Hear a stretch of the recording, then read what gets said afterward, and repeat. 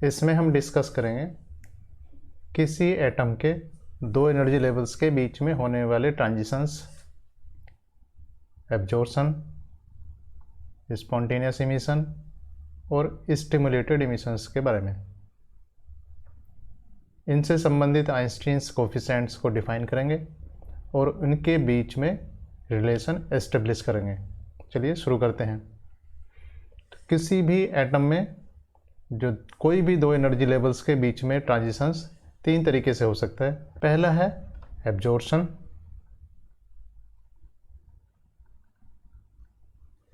Absorption में क्या होता है? एब्जॉर्प्शन में दो एनर्जी लेवल्स अगर हैं, मान लीजिए ये दो एनर्जी लेवल हैं, पहले एनर्जी लेवल की एनर्जी E1 है, दूसरे एनर्जी लेवल की एनर्जी कितनी है? E2 है। तो इसका एब्जॉर्प्शन का मतलब है कि यहाँ कोई इंसिडेंट फोटोन है, उसकी फ्रीक्वेंसी अगर न्यू है तो उसकी एनर्जी होगी h न्यू, वो इस एटम पर इंसिडेंट है। तो यहाँ जो एटम पहले लोअर एनर्जी लेवल E1 में था, इस फोटोन को एब्जॉर्ब करने के बाद वो कहाँ पहुँच जाएगा? वो हायर एनर्जी लेवल E2 में पहुँच जाएगा। तो इस तरीके से ये ट्रांजिशन इस फोटोन के एब्जॉर्ब करने से हुआ। मान लीजिए किसी टाइम पर N1 क्या है? Number of atom in energy level E1 और U न्यू क्या है? Density of incident radiation.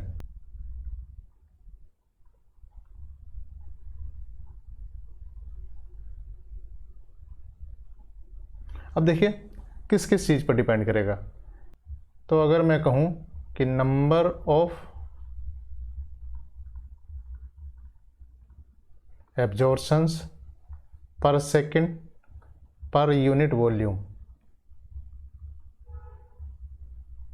तो ये किस किस चीज़ पर डिपेंड करेगा कि वहाँ जो लोअर एनर्जी लेवल है वहाँ पर कितने एटम्स हैं। इसका मतलब ये प्रोपोर्शनल होगा N1 के। इसके अलावा ये प्रोपोर्शनल होगा कि रेडिएशन में कितने फोटोन हैं या रेडिएशन की एनर्जी डेंसिटी कितनी है, इन दोनों के प्रोपोर्शनल होगा।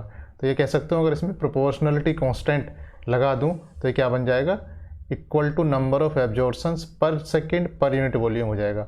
उस प्रोपोर्शनलिटी कांस्टेंट का नाम है B, और चूंकि ट्रांजिशन 1-2 है तो इसका कर देते हैं 1 से 2, ये B12। तो B12 यहाँ क्या चीज़ है? तो B12 इसका नाम है आइंस्टीन कोफिशिएंट ऑफ एब्जॉर्प्शन। दूसरा प्रोसेस है स्पॉन्टेनियस इमिशन।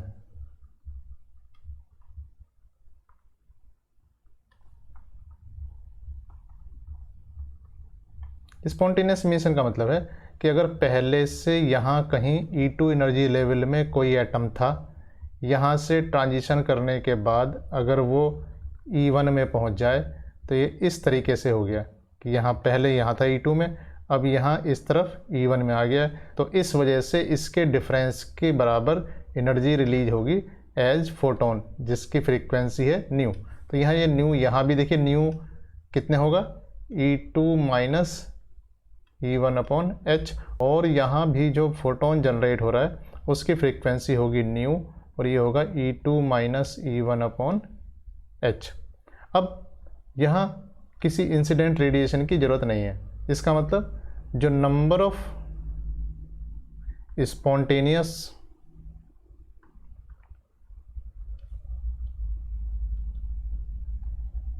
इमिशन पर सेकेंड पर यूनिट वॉल्यूम कितने हो जाएंगे? ये हो जाएंगे प्रोपोर्शनल टू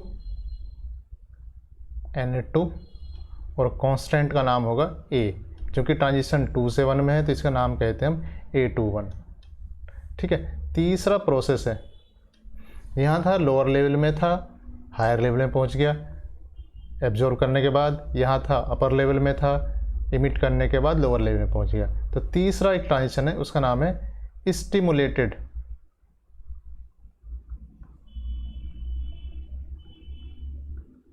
इमिशन। तो इमिशन तो है बट कोई उसे स्टिमुलेट कर रहा है। इसका मतलब यहाँ ये जो एनर्जी लेवल है, अगर ये एनर्जी लेवल E2 है, यहाँ एनर्जी लेवल कितना है E1 है, तो पहली बात तो इमिशन है। इमिशन का मतलब है हायर एनर्जी लेवल से लोअर एनर्जी लेवल में आया होगा कोई। इसका मतलब ये इस तरीके से होगा। तो इसका जो एरो बनेगा, तो एरो तो नीचे की तरफ ही बनेगा, यानी कि हायर एनर्जी लेवल से लोअर। और ये कोई स्टिमुलेट कर रहा है, तो स्टिमुलेट कौन करेगा? एक इंसिडेंट फोटोन इसे स्टिमुलेट करेगा। तो ये इंसिडेंट फोटोन है जिसकी फ्रीक्वेंसी न्यू है और एच न्यू का फोटोन होगा। तो यहाँ क्या होगा, ये एक फोटोन और निकल जाएगा। तो एक फोटोन तो वही होगा और दूसरा फोटोन और होगा। तो यहाँ फोटोन कितने हो गए? 2। तो ये इंसिडेंट फोटोन है एक, ये इसे स्टिमुलेट करेगा, ये हायर एनर्जी से लोअर एनर्जी में जाएगा, उसकी वजह से एनर्जी रिलीज होगी। चूंकि एनर्जी रिलीज इसके बराबर ही है, तो इसका मतलब जो इमिटेड फोटोन होगा उसकी फ्रीक्वेंसी सेम होगी। तो हम कह सकते हैं सेम फ्रीक्वेंसी होगी। इसके साथ साथ सेम फेस होगा, सेम पोलराइजेशन होगा और सेम ही डायरेक्शन होगी। तो ये जो 2 फोटोन हैं, इन दोनों फोटोन की फ्रीक्वेंसी सेम, फेस सेम और ये सेम पोलराइजेशन होगा और एक ही डायरेक्शन में चलेंगे। तो इसके लिए number of atoms at higher level N2 should be greater than N1, तभी ये चीज़ें पॉसिबल होंगी। अगर ये ऐसा नहीं है तो ये पॉसिबल नहीं होगा। तो number of stimulated emission per second पर यूनिट वॉल्यूम, ये कितने हो जाएंगे? तो ये प्रोपोर्शनल टू होंगे N2 के, number of atoms in higher level. ये प्रोपोर्शनल होंगे incident energy density, radiation energy density, और यहाँ कांस्टेंट होगा B। और ये कहाँ से कहाँ तक है? ये 2 से 1 में है, तो B21 इक्वल टू। तो इस तरीके से ये 3 इक्वेशन बनी। नंबर ऑफ एब्जॉर्प्शन के लिए ये बना एक, नंबर ऑफ स्पॉन्टेनियस इमिशन के लिए ये बना रिलेशन, और नंबर ऑफ स्टिमुलेटेड इमिशन के लिए ये रिलेशन बनता है। अब देखिए ये 3 आइंस्टीन्स कोफिशिएंट हैं, A21, B12 और B21, 3 आइंस्टीन कोफिशिएंट्स हैं। इनमें अगर मैं क्या कहूँ, इनमें मुझे रिलेशन निकालना है। तो इनमें अगर मुझे रिलेशन निकालना है तो देखते हैं, कंडीशन लगाते हैं। मान लीजिए एट टेम्परेचर T, अगर मैं कहूँ एट टेम्परेचर T क्या क्या चीज़ हमारे पास है? हमारे पास एक रेडिएशन है, इंसिडेंट रेडिएशन जो फ्रीक्वेंसी न्यू है, और एक एटम का ग्रुप है, एटॉमिक सिस्टम है। 2 चीज़ें, atomic system and radiation of frequency new कैसे हैं? इन थर्मल इक्विलिब्रियम में है।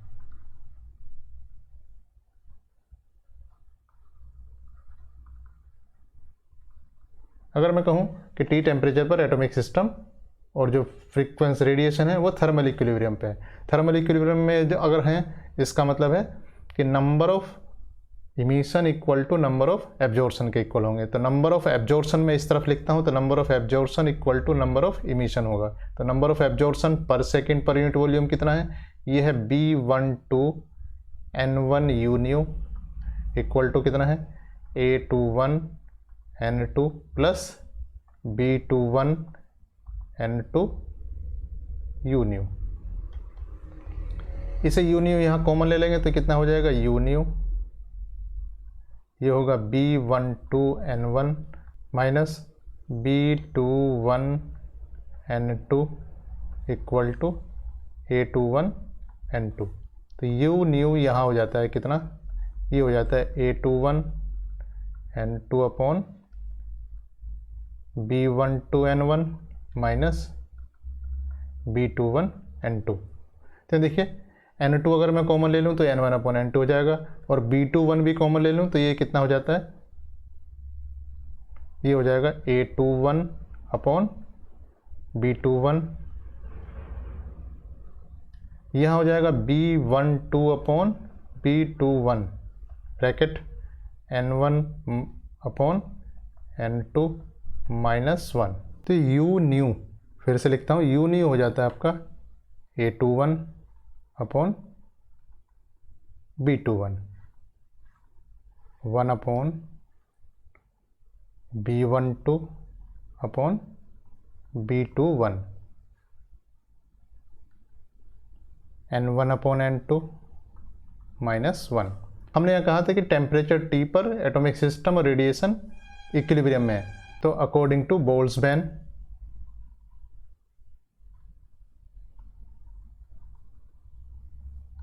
number of atoms at energy level E1 and E2 कितने हो जाएंगे? N1 होगा E0 e की पावर -E1/kT, और N2 कितना हो जाएगा? ये हो जाएगा E0 e की पावर -E2/kT। E0 क्या है? E0 है टोटल नंबर ऑफ एटम्स। तो यहाँ मैं कहूँ N2/N1 कितना हुआ? ये हो गया e की पावर, E0 कैंसिल हो जाता है तो ये हो जाएगा -E2 -E1, क्योंकि ब्रैकेट बाहर ले लिया माइनस, तो ये हो जाएगा -E2 -E1/kT। और E2 -E1 अभी देखा था हमने कितना था? ये था h न्यू, तो ये हो गया e की पावर -h/kT।